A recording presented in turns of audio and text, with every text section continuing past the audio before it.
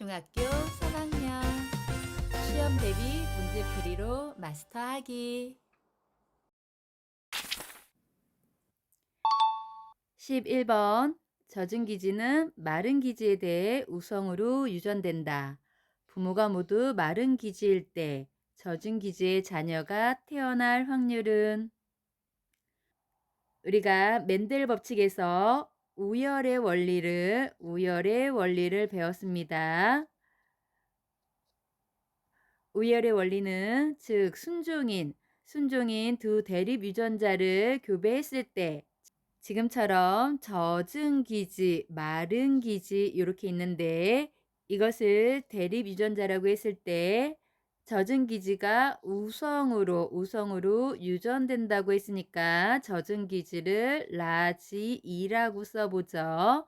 라지 2라고 쓰고 마른 기지를 스몰 2라고 썼을 때 즉 젖은 기지의 유전자형은 지급 2, 대문자 2가 되겠고요. 마른 기지는 중복되는 거니까 하나만 쓰면 스몰 2가 되겠죠. 이렇게 우열의 원리를 알아볼 수 있습니다. 문제에서 부모가 모두 마른 기지일 때 마른 기지는 젖은 기지에 대해 열성이기 때문에 열성 이렇게 나오겠죠. 이랬을 때 젖은 기지의 자녀가 태어날 확률은 하고 물어봤네요. 젖은 기지의 유전자형은 라지 2가 되죠. 라지 22. 그럼 다시 적어 보면 즉 부모가 모두 마른 기지 스몰 2죠. 스몰 22, 스몰 22. 스몰 2, 스몰 2가 이렇게 나오겠죠.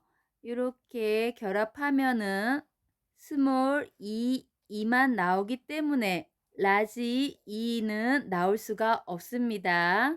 둘 다 열성인 부모 밑에서 우성인 젖은 기지의 자녀가 나올 확률은 없네요. 즉 0%입니다. 그래서 정답은 1번입니다.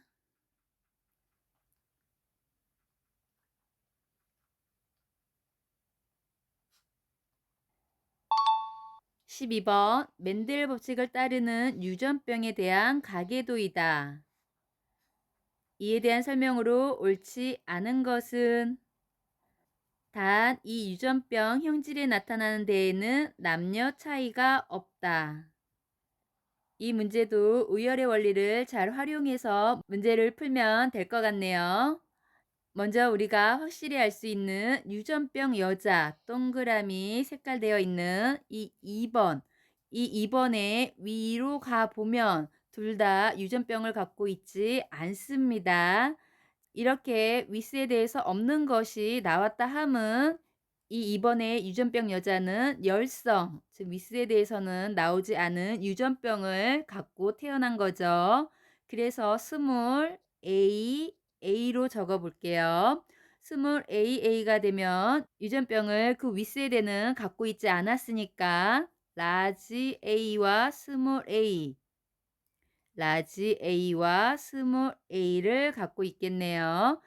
그래서 하나씩 스몰 a가 즉 유전되어서 스몰 AA가 나온 걸 확인할 수 있습니다. 여기서 윗세대는 스몰 A일 수도 없고 대문자 라지 A일 수도 없습니다.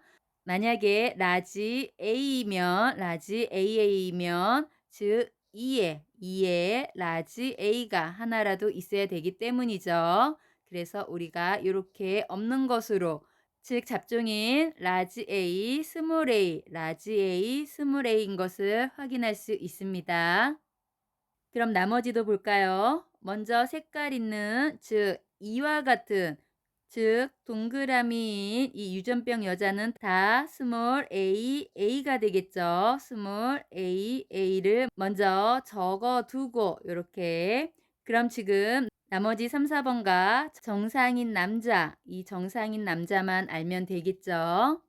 이 정상인 남자는 라지 AA일 수도 있고 아까 1세대에서 한 것처럼 라지 A, 스몰 A가 될 수도 있습니다. 그런데 지금 여기 그 아래 자녀를 보면 스몰 AA가 있죠. 이 스몰 AA가 있기 때문에 반드시 이 둘 중에 즉 요 아래 스몰 a를 갖고 있어야 함을 알 수 있습니다. 그래서 라지 AA는 안 된다는 것을 확인할 수 있네요. 그럼 나머지 3번과 4번도 유전병은 갖고 있지 않지만 즉 여기 엄마로부터 스몰 a는 꼭 유전되기 때문에 라지 A, 스몰 a, 4번도 라지 A, 스몰 a를 갖고 있다는 것을 알 수 있겠네요. 그럼 문제로 가볼까요? 1번 3과 4는 유전자형이 같다. 지금 위에 3번, 4번 즉 잡종으로 라지 A, 스몰 a, 라지 A, 스몰 a 즉 이렇게 풀이해 놨죠. 3번과 4번은 유전자형이 같다. 네, 맞네요. 2번 유전병은 정상에 대해 열성형질이다. 그렇죠. 즉 2번 유전병 여자를 보면 즉 윗세대 즉 부모 세대에서 없었던 유전병을 갖고 태어났기 때문에 유전병은 열성형질이다라고 얘기할 수 있겠네요. 그래서 2번도 맞습니다. 3번 유전병에 걸릴 확률은 남자와 여자가 같다. 지금 문제에서 가로에 나와 있죠. 이 유전병 형질이 나타난 데에는 남녀 차이가 없다. 즉 반성 유전이 아니라 반성 유전은 즉 성 하나에 나타나는 건데 남성이나 여성. 그런데 여기는 지금 유전병이 여자한테만 나타났다고 해도 지금 남녀 차이가 없다라고 했으니까 걸릴 확률은 남자하고 여자가 같다는 얘기죠. 그래서 3번도 맞습니다. 4번 이는 1로부터 유전병 대립 유전자를 물려받았다. 그렇죠. 지금 부모 세대, 즉 윗세대에서 스몰 a 물려받았고요. 즉 정상인 남자, 아빠가 되겠죠. 그래서 여기서도 남자한테서도 하나씩 유전병 대립 유전자를 물려받았다고 할 수 있겠네요. 그래서 4번도 맞습니다. 5번 이 가계도에 나타난 사람 중 유전자형을 정확히 알 수 없는 사람은 한 명이다. 풀이하면서 유전자형을 지금 다 찾아봤습니다. 다 찾아봤는데 정확히 알 수 없는 사람 한 명도 없네요. 지금 모두 다 확실히 찾았다는 것을 알 수 있기 때문에 정확히 알 수 없는 사람은 0명이다. 없다라고 얘기해야겠네요.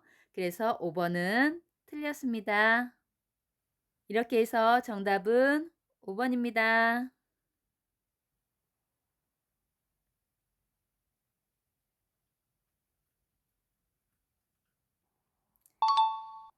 13번 그림 가와 같이 수평면 위에 놓인 무게가 10N인 물체에 힘을 주어 등속으로 3m 이동시키는 동안 힘과 이동거리의 관계가 나와 같았다.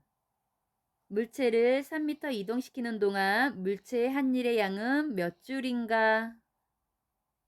문제를 보면 무게가 10N인 물체에 10N은 즉 무게라는 것을 알 수 있습니다. 무게에 힘을 주어서 등속으로 3m 거리는 나와 있네요. 이렇게 이동시키는 동안 힘과 이동거리의 관계가 그래프 나와 같았다. 요 말이죠. 여기서 우리가 확실히 잘 봐야 되는데 무게하고 힘이 다를 때 지금 무게는 10N이지만 5N의 힘으로 즉 Y축에 5라고 적혀져 있죠. 즉 무게는 10N이지만 5N의 힘으로 일을 했다는 이야기입니다. 그래서 나를 보면 거리도 있고 힘도 있기 때문에 이 밑넓이가 1이 된다는 것을 확인하시고요. 그래서 2를 구할 때는 1은 힘 곱하기 힘의 방향으로의 이동 거리가 되는데 즉 힘의 방향으로 이동 거리가 이렇게 나와 있죠. 그래서 여기다가 대입을 하면 5를 대입해야 된다는 거 10을 대입하면 안 됩니다.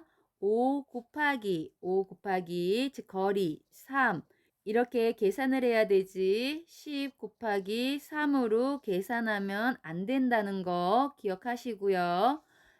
만약에 무게와 힘이 즉 따로 나와 있지 않고 무게가 그냥 나와 있으면 아, 그 무게만큼 힘을 주는구나 라고 생각하면 되는데 이렇게 따로따로 나와 있을 때는 함정인 문제이기 때문에 꼭 5에 곱해야 됩니다.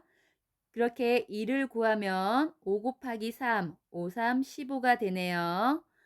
그럼 보기에서 찾으면 정답은 3번입니다.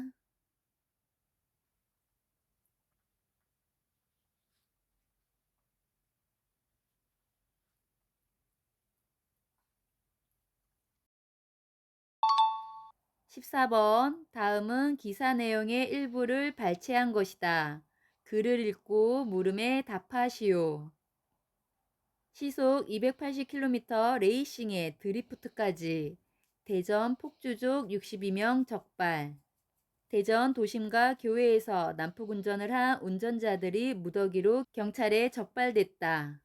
이들 가운데 A씨 등 27명은 머머 삼거리 인근 2차 도로를 막은 뒤 500m 구간에서 속도 경쟁을 펼치거나 드리프트 기술을 가시하며 난폭운전을 한 혐의를 받고 있다. 계룡터널에서는 B씨 등 35명이 유명 수입차를 타고 최고 시속 282km로 질주하기도 했다. 대전 머머뉴스 김땡땡 기자.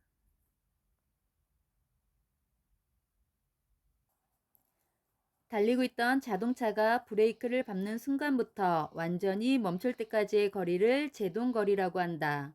일반 도로에서 60km/h의 속력으로 달리고 있는 자동차의 제동거리는 약 30m 정도이다.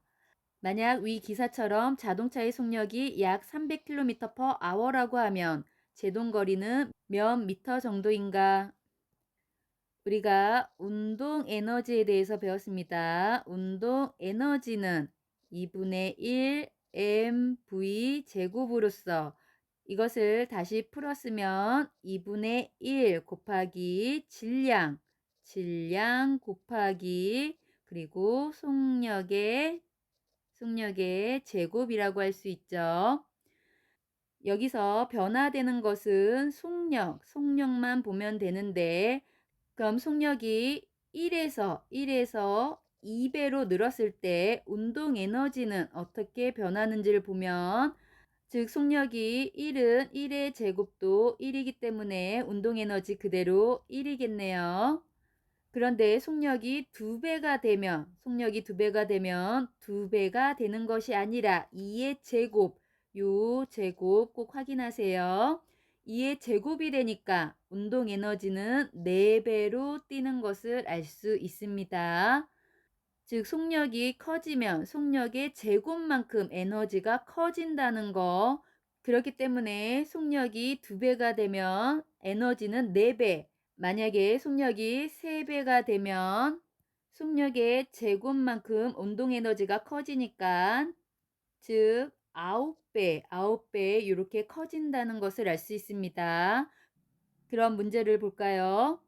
60km/h일 때 제동거리가 30 이것이 운동 에너지 값이라고 하면 자동차의 속력이 300km/h일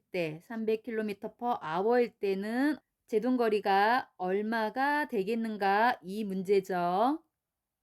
60으로 나눠주면 즉 속력이 5배가 됐다는 것을 확인할 수 있네요.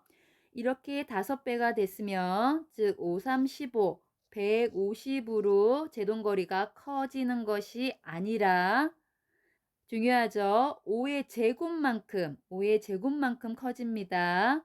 5 곱하기 5만큼 즉 25배 15배가 아니라 25배 처음 30 제동거리에서 25배가 커지니까 750m의 제동거리가 생기는 것을 확인할 수 있겠네요. 이렇게 해서 정답은 5번입니다. 다음 문제는 다음 시간에 풀이해 드리도록 하겠습니다. 과학시험 100점 맞자 아자아자 화이팅!